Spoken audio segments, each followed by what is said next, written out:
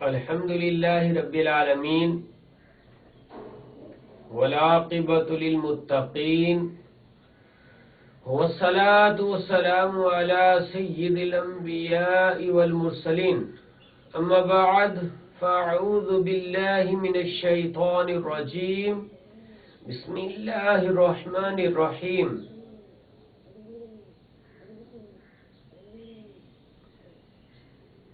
ناظرین، پروگرام ترجمہ قرآن انوار البرہان بسلسلہ کنز الایمان موضوع نمبر 6۔ اللہ تعالیٰ کے سوا کسی سے دعا نہ مانگی جائے کے حوالے سے ابو الانوار ڈاکٹر ذوالفقار علی قریشی انوار البرہان لیے آپ کو خوش آمدید کہتا ہے۔ ناظرین، آج کے اس پروگرام میں ہم نے مطالب القرآن میں جس موضوع کو چنا ہے بہت اہم موضوع ہے، اور وہ کیا ہے؟ وہ یہی جو ہم نے بیان کیا کہ اللہ تعالیٰ کے سوا کسی سے دعا نہ کی جائے۔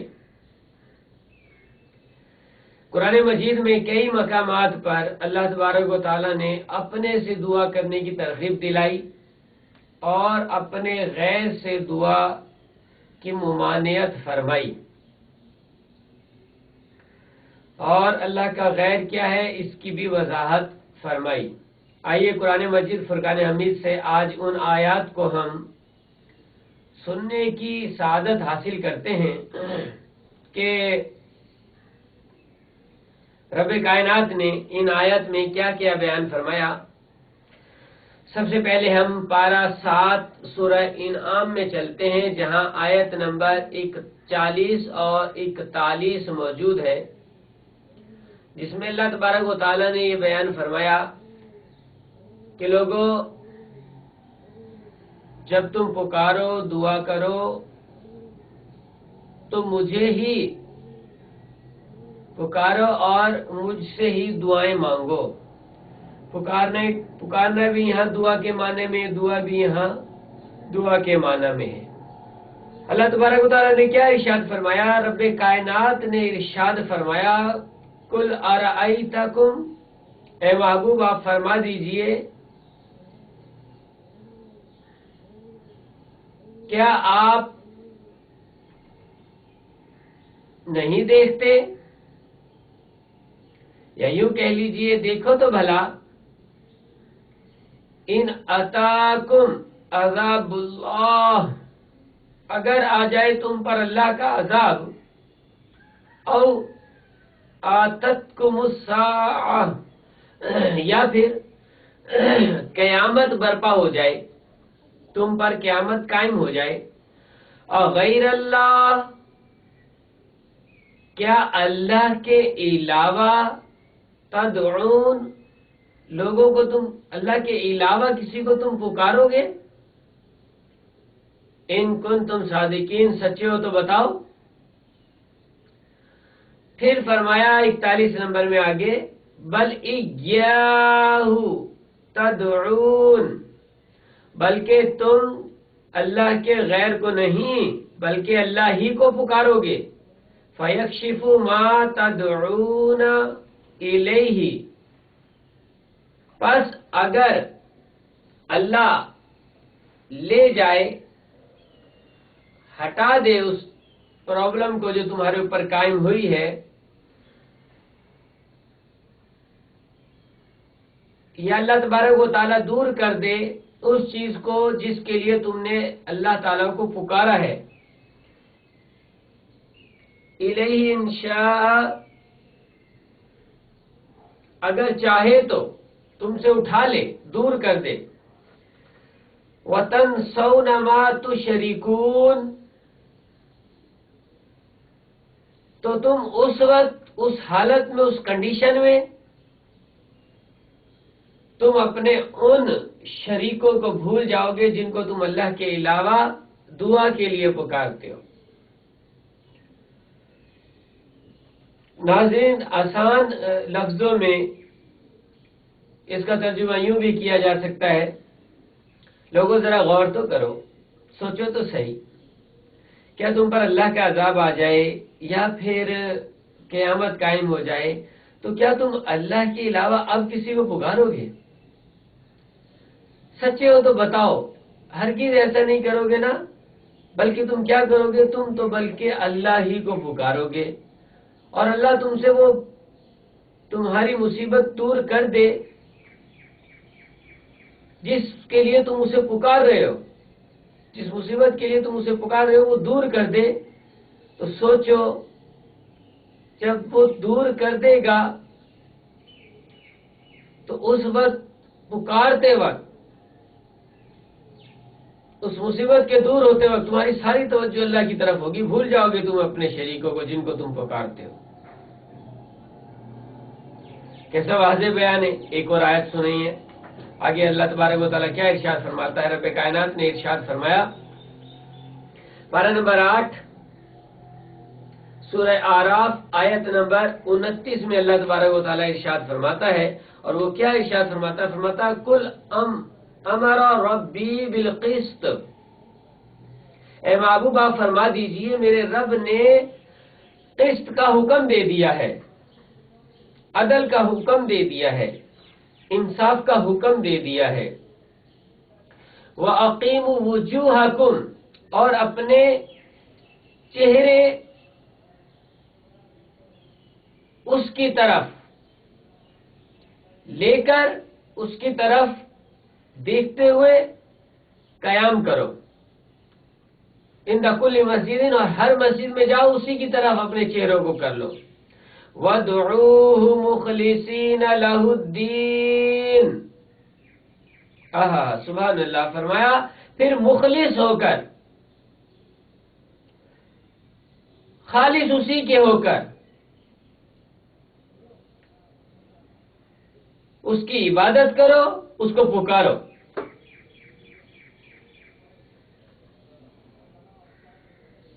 کیا بات ہے! فرمایا کہ جب تم مسجدوں میں جاؤ تو خالص، اور کس وقت؟ یہ بھی یاد رہے، کس وقت؟ جب تم اپنے چہرے اس کی بارگاہ میں لے کر کھڑے ہو جاؤ، جب تم چہرے اپنے اس کی بارگاہ میں لے کر کھڑے ہو جاؤ گے تو پھر اس کو جو ہے پکارو تم، اور کس طرح پکارو؟ خالص اسی کے ہو کر، اسی کے بندے ہو کر، اسی کے بن کر، خالص اس کو پکارو، مخلص ہو جاؤ پکارنے میں اس کو۔ تو پتہ چلا کہ اللہ تبارک و تعالی جب اپنی طرف کسی کی توجہ کراتا ہے تو فرماتا ہے خالص ہو جاؤ، جب میری طرف توجہ ہو تو سب سے توجہ ہٹا لو۔ آئیے آگے دیکھتے ہیں قرآن مجید فرقان حمید میں اگلی آیت میں رب کائنات نے کیا ارشاد فرمایا؟ پارہ نمبر 11 سورہ یونس آیت نمبر 106 میں ارشاد ہوتا ہے، وَلَا تَدْعُوا مِن دُونِ اللَّهِ، اللہ تعالیٰ نے ارشاد فرمایا اور نہ پکارو اللہ کے علاوہ کسی کو، مَا لَا يَنفَعُكَ وَلَا يَضُرُّكَ، تم ان غیروں کو پکارتے ہو اللہ کے علاوہ جو نہ تمہیں نفع پہنچا سکتے نہ نقصان دے سکتے۔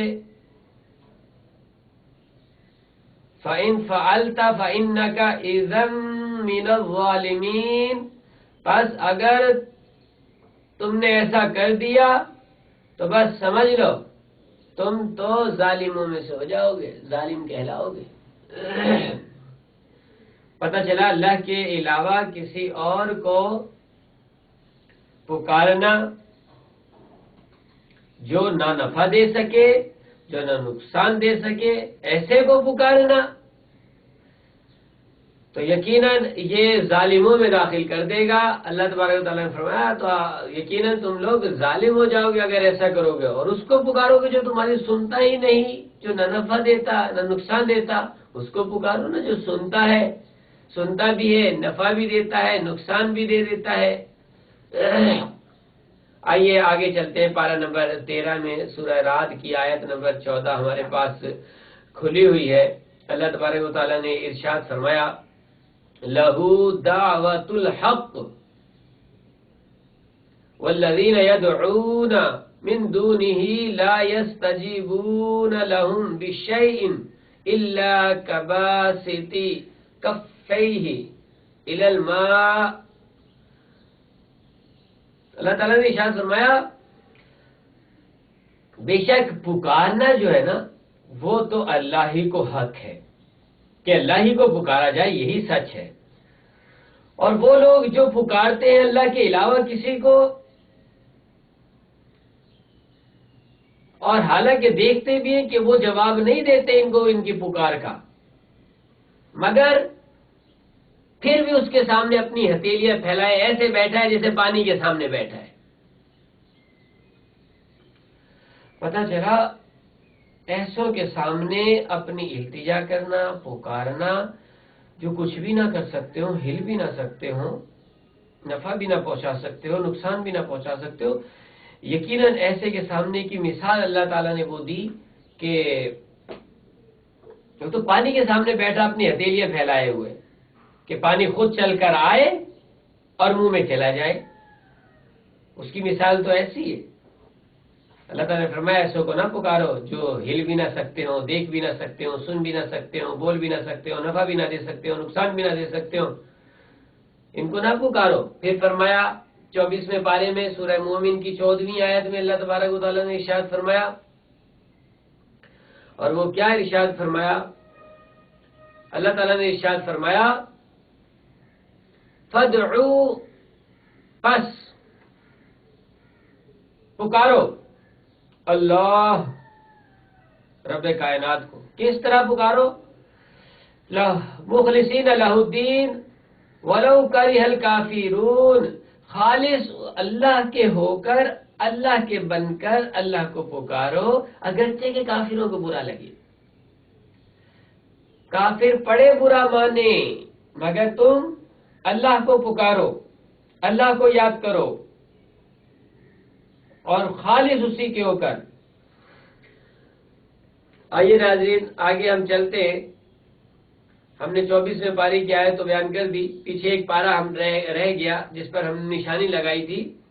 19वें पारे में अल्लाह तबारक व तआला ने बयान किया है आयत नंबर 68, और अल्लाह ताला क्या इरशाद फरमाता वल्लज़ीना ला यदऊना मअल्लाहि इलाहा आखर, और वो जो अल्लाह के साथ किसी दूसरे खुदा को पुकारे, माबूद माने,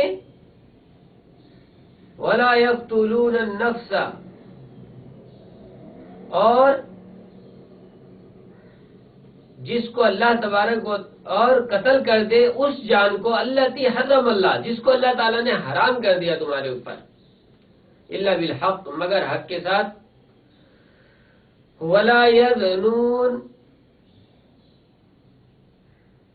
और बदकारी नहीं करते। बहरहाल आगे अल्लाह तबारक व तआला ने और बयान फरमाया। हमारा मकसूद तो यहीं तक था कि यहाँ भी अल्लाह ताला ने फरमाया कि अल्लाह के अलावा किसी दूसरे को माबूद बनाकर, माबूद समझकर किसी दूसरे माबूद को ना पुकारो। ये चंद आयतें नाज़रीन थी जो हमने आज अपने सिलसिला नंबर 6 में बयान की हैं। और सिलसिला नंबर 6 क्या था हमारा कि अल्लाह के अलावा किसी से दुआ ना मांगी जाए, किसी को ना पुकारा जाए। नाज़रीन पता ये चला आज की आयत में कि अल्लाह ताला ने अपने अलावा किसी और को पुकारने से मना फरमाया। इन आयतों में तमाम जगह तदऊना, अदऊना, उदू वगैरह के अल्फाज इस्तेमाल किए गए। इन तमाम का माना जो है दुआ है, पुकारना है, इबादत है।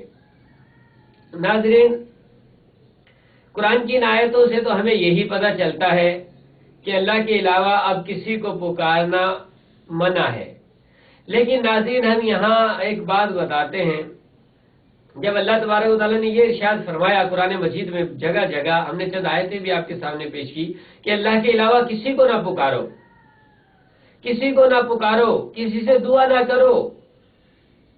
हालांकि आप देखते हैं नाज़रीन इस दुनिया में बगैर पुकारे काम ही नहीं चलता। हम एक दूसरे को पुकारते रहते हैं, एक दूसरे को आवाज देते रहते हैं। आप सोचेंगे ये तो जो है वो ताहतल असबाब है, ये तो सबब है, ये अल्लाह ने बनाए हैं, इसकी पुकारने की उम्मीद नहीं। मा फौकल असबाब, ना पुकारा जाए, अंबिया अलैहिस्सलाम को ना पुकारा जाए, औलिया को ना पुकारा जाए। तो नाज़रीन ये भी मुराद नहीं। हम देखें तो जिंदगियां उठाकर देखें, हजरत आदम अला नबीना अलैहिस्सलाम से लेकर हुजूर अलैहिस्सलाम तक तमाम उम्मतों ने अपने अपने नबियों को पुकारा, जिंदगी में भी पुकारा और विसाल के बाद भी पुकारा। ये हमारे पास तारीखें मौजूद है। और फिर यही नहीं, आप आइए रसूलुल्लाह सल्लल्लाहु अलैहि वसल्लम की हयात तैयबा को देखिए। सहाबा इकराम जिंदगी में मौजूद होते थे, हुजूर अलैहिस्सलाम से आके दुआएं कराया करते थे, सरकार को पुकारा करते थे। बल्कि सरकार ने एक तिरमिजी और मुस्तदरक की एक हदीस भी है, इसमें आपने हजरत जो है उस्मान बिन हनीफ को एक दुआ सिखाई जिसके अंदर पुकारना था, अल्लाह को भी पुकारना था और अल्लाह के रसूल को भी पुकारना था। या रसूल अल्लाह अतवज्जुह के अल्फाज जिसमें बयान किए गए। हजूर अलैहिस्सलाम ने बाकायदा उस्मान बिन हनीफ को यह तालीम इरशाद फरमाई कि ए उस्मान, जाओ, तुम्हारी प्रॉब्लम है, दूर करनी है, जाओ घर में जाओ, एक जगह बैठो और इस तरह वजू करो, 2 रकात नफिल पढ़ो, अल्लाह की बारगाह में दुआ करो और दुआ के बाद अल्लाह की बारगाह में दुआ के बाद मुझे पुकारो। या मोहम्मद के अल्फाज हदीस में मौजूद है। तवज्जो कि तवज्जो कीजिए, नजरे करम कीजिए। फिर फरमाया रसूलुल्लाह सल्लल्लाहु अलैहि वसल्लम ने, जब मुझे भी पुकार लो, खुदा को भी पुकार लो, तो अब अल्लाह ताला से मग़फ़िरत तलब करो, अल्लाह ताला तुम्हारी हाजतों को पूरा कर देगा। नाज़रीन, पता ही चला पुकारने का यहाँ कुरान मजीद में जगह जगह जो बयान हुआ, अल्लाह ने फरमाया ना पुकारो मेरे अलावा किसी को। लेकिन हम ये देख रहे हैं कि सहाबा इकराम का मामूल रहा है, पुकारा करते थे। बल्कि हुजूर अलैहिस्सलाम जब हिजरत करके मदीना मुनव्वरा में आए तो लोग छतों पे चढ़कर जुलूसों की शक्ल इख्तियार करके पुकार रहे थे, या रसूल अल्लाह या मोहम्मद, या रसूल अल्लाह या मोहम्मद, सदाएं लगा रहे थे, पुकार रहे थे। और दुआओं के लिए भी बेशुमार हदीसें मौजूद है, जहां हम देखते हैं, तारीख उठाकर देखिए आप, देखने के लिए आंख चाहिए, नॉलेज चाहिए, बुक्स चाहिए। आप देखिए जगह जगह रसूलुल्लाह सल्लल्लाहु अलैहि वसल्लम को आपके सहाबा ने पुकारा है, दुआएं की हैं आपसे, इल्तिजाएं की हैं आपसे। तो क्या सहाबा इकराम कुरान नहीं पढ़ते थे? क्या उनको नजर नहीं आता तो कुरान में ये आयतें कि गैरुल्लाह को ना पुकारो? आज हम इन आयतों को देखकर अगर ये तसव्वुर बना ले, ये अकीदा बना ले, ये सोच बना ले कि अल्लाह के अलावा किसी और को पुकारना शिर्क, तो इससे ये पता चलता है कि हमारी नजर ना तो तारीख पर है, ना हमारी नजर अहादीस पर है, ना हमारी नजर कुरान पर है, ना कुरान की आयतों पर है। हम बिल्कुल जाहिल हैं। इससे तो ये तासुर निकल आएगा, जो गैरुल्लाह को पुकारने को शिर्क कहे वो जाहिल है। यहाँ यकीनन इन आयात में अल्लाह ताला ने अपने पुकारने को का हुक्म दिया है और गैरुल्लाह के पुकारने की नफी की है। लेकिन नाजरीन, आप ये तो देखिए कि ये आयतें कब उतरी, किसके लिए उतरी, कहाँ उतरी, क्यों उतरी, इन आयतों का माना क्या है, इनकी मीनिंग क्या है। जहां जहां पुकारने का लफ्ज आया था, ऊन यदऊन वगैरह के अल्फाज आए, उन सब में मुराद सब जगह एक तो पुकारना नहीं, और दूसरा यहां पुकारा जिनसे पुकारने की नफी की गई है, और बार बार कहा गया कि वो ना देख सकते हैं, ना सुन सकते हैं, अंधे गूंगे बहरे हैं जिनको तुम पुकारते हो, ना वो हिल सकते हैं, ना तुम्हें नफा पहुंचा सकते हैं, ना नुकसान पहुंचा सकते हैं। ये कौन है? ये कौन है जिनकी इतनी जो है वो खसरतें, इतनी जो है उनकी खबासतें और उनके इतने ऐब बयान किए गए? ये वो बुत हैं, बुत जो ना सुन सकते हैं, ना देख सकते हैं, ना हिल सकते हैं, ना हरकत कर सकते हैं, ना किसी को नफा दे सकते हैं, ना नुकसान दे सकते हैं किसी को। یہ بت ہیں. بتوں کے لیے جو آیتیں نازل ہوئی جب اللہ تعالیٰ نے جگہ جگہ فرمایا کہ نہ ان کو پکارو جو ہل بھی نہیں سکتے، دیکھ بھی نہیں سکتے، جواب بھی نہیں دے سکتے، تو ان سے مراد ناظرین بت ہیں. یہاں بتوں کی نفی کی گئی، اور ہر جگہ پکارنا بھی نہیں بلکہ دعا کرنا بھی ہر جگہ نہیں ہے، بلکہ بعض جگہ تدعون کے معنی یدعون کے معنی جو ہیں وہ عبادت کے ہیں کہ ان بتوں کی تم عبادت نہ کرو. لیکن افسوس بہت سے قرآن پڑھنے والے، اپنے آپ کو علماء کہلانے والے، درس و بیان و تدریس و تعلیم کرنے والے ایسے لوگ ہیں کہ جو ان آیتوں کو انبیاء علیہ السلام پر چسپاں کر دیتے ہیں، صحابہ اکرام پر چسپاں کر دیتے ہیں، اولیاء کاملین پر چسپاں کر دیتے ہیں. ناظرین نہیں، ہمیں اللہ تعالیٰ نے عقل دی ہے، ہمیں شعور دیا ہے، ہمیں سوچنے سمجھنے کی صلاحیت دی ہے، ہمیں عشق رسول کے لیے دل دیا ہے، ہمیں قرآن کی محبت عطا کی ہے، قرآن کا علم دیا ہے، اللہ تعالیٰ نے علم دین سے ہمیں نوازا ہے، تو ہمیں حق اور سچ بات کہنی چاہیے. یاد رکھیے یہ آیتیں حق ہیں، سچ ہیں. رب کائنات نے جو فرمایا درست، لیکن ان تمام آیتوں میں جہاں جہاں بھی پکارنے کی اور عبادت کی نفی کی گئی، یقیناً ان سے بت مراد ہیں. اولیاء اللہ کہیں بھی مراد نہیں ہیں، انبیاء علیہ السلام کہیں بھی مراد نہیں. اگر کوئی کسی تفسیر میں دکھائے گا بھی تو ہاں میں آپ کو ابھی سے پیشن گوئی کر رہا ہوں، اگر کوئی آپ کو کسی تفسیر سے کھول کے دکھا بھی دے کہ دیکھیں حضرت ابراہیم علیہ السلام کو یہاں اس طرح پکارا گیا، حضرت فلاں نبی کو اس طرح پکارا گیا، یاد رکھیے وہاں بھی آپ اگر تھوڑی سی غور و فکر کریں گے تو آپ کو یہ چیز مل جائے گی کہ وہ لوگ انبیاء علیہ السلام کے مجسمے بنایا کرتے تھے، ان کے بت تراشا کرتے تھے. جب انبیاء علیہ ابراہیم علیہ السلام کے باقاعدہ بت اور انبیاء علیہ السلام کے بت تراش کے رکھے ہوئے تھے اور وہ ان بتوں کو نبی سمجھتے تھے. اور آج کا کوئی مسلمان ایسا نہیں ہے جو کسی مزار پر جا کر دعا کرے یا کسی اللہ والے کے پاس جا کر دعا کرے تو وہ اس کو خدا سمجھتا ہو، وہ اس کو نبی سمجھتا ہو. نہیں، بلکہ جب اللہ والوں کی بارگاہ میں جاتا ہے تو وہ اللہ کے بندے ہی سمجھ کے پکارتا ہے. اور جب انبیاء علیہ السلام کے پاس صحابہ، ہمارے نبی کے پاس صحابہ کرام نہ آ کر دعا کی کرایا کرتے تھے اور آپ کو پکارا کرتے تھے تو وہ اللہ کے رسول، اللہ کے بندے سمجھ کے پکارا کرتے تھے، نہ کہ ان کے مجسمہ بنا کر پکارا کرتے تھے. اور ان تمام آیتوں میں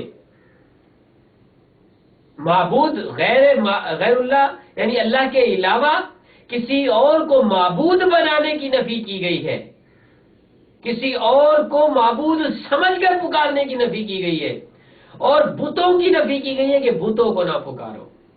لیکن ناظرین ہمارے ہاں اس زمانے میں لوگ ریسرچ نہیں کرتے، تحقیق نہیں کرتے، اور لوگوں کو گمراہ کرنے کے لیے، محبت دلوں سے نکالنے کے لیے اس قسم کی باتیں کر دیتے.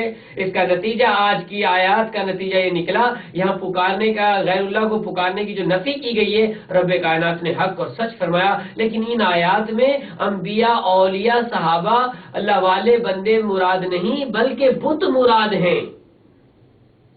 تو پتہ یہ چلا کہ بتوں کے علاوہ جس اللہ والے کو بھی پکارا جائے، چاہے زندگی میں پکارا جائے چاہے آخرت میں پکارا جائے، ناظرین وہ بالکل جائز ہے. کہیں بھی جتنی آیتیں ہم نے بیان کی یا اس کے علاوہ کوئی ہمیں بیان کر دے، ہم چیلنج کرتے ہیں.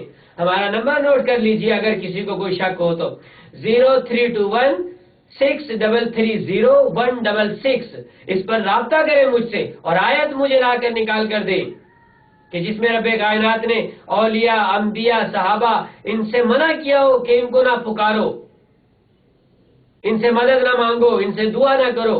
ہرگز نہیں ملے گی. میرا چیلنج ہے، میں نے نمبر آپ کے سامنے پیش کر دیا ہے. ناظرین قرآن کو سمجھیے،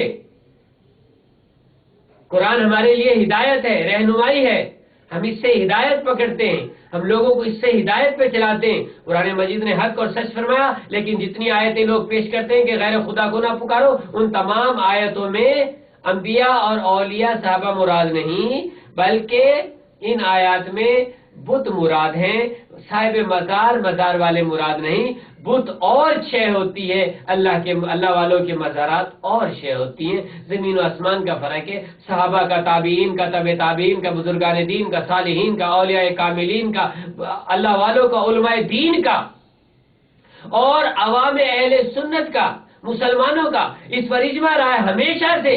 اپنے اپنے نبیوں کے مزارات بناتے رہے، مزارات پر جا کر اپنے نبیوں کے مزارات پر جا کر دعائیں کرتے رہے، گڑ گڑاتے رہے، اور حضور علیہ الصلوۃ والسلام کے صحابہ بھی حضور کے روضے پر آ کر گڑ گڑاتے رہے۔ امام اعظم امام شافعی کے مزار پر جا کر دعا کیا کرتے تھے، اور جتنے ائمہ کرام گزرے وہ امام اعظم کے مزارات پر آ کر دعائیں کیا کرتے تھے۔ یہ ناظرین چلا رہا ہے، لیکن لوگوں کو اس کا نالج نہیں۔ ناظرین، اپنی زندگی کو قرآن و حدیث کی روشنی میں ڈھالنے کے لیے ہمارے یہ تمام سلسلے جو ہم بنائے ہوئے ہیں، جو ہم نے آپ کے سامنے پیش کی، اور وہ بھی قرآن مجید کے علاوہ ہم بات ہی نہیں کر رہے، تمام چیزیں ہم قرآن ہی سے بیان کر رہے ہیں، تو تمام سلسلے ترتیبار دیکھتے رہیے، سنتے رہیے۔ ناظرین، ان کو سنتے رہیں گے، دیکھتے رہیں گے تو یقیناً ہماری اصلاح ہوتی رہے گی۔ اللہ میرا اور آپ کا نگہبان